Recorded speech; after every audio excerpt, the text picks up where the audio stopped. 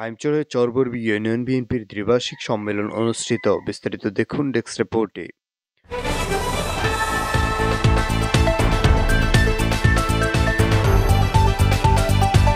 চাঁদপুরের হাইমচর উপজেলা ৬ নং চরবরবী ইউনিয়ন বিএনপির দ্বিবার্ষিক সম্মেলন অনুষ্ঠানে প্রধান অতিথির বক্তব্য রাখেন চাঁদপুর জেলা বিএনপির সভাপতি শেখ ফরিদ আহমেদ মানিক।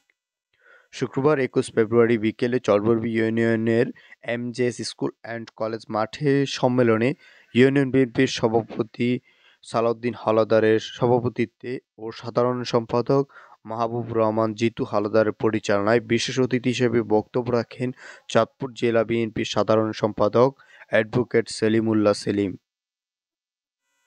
উদ্বোধকের বক্তব্য রাখেন হাইমচর উপজেলা বিএনপির আহ্বায়ক মোহাম্মদ আমিনুল্লাহ ব্যাপারী।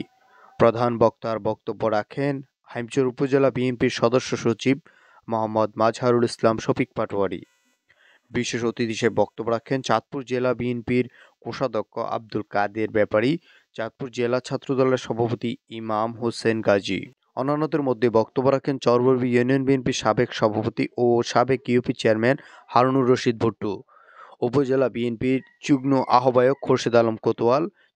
ইউনিয়নের দ্বিবার্ষিক সম্মেলনে আমাদের চরবরবী ইউনিয়ন বিএনপি কর্তৃক আয়োজিত ফরিদ আহমেদ মানিক ভাইকে সংসদে পাঠাতে পারবো ইনশাআল্লাহ।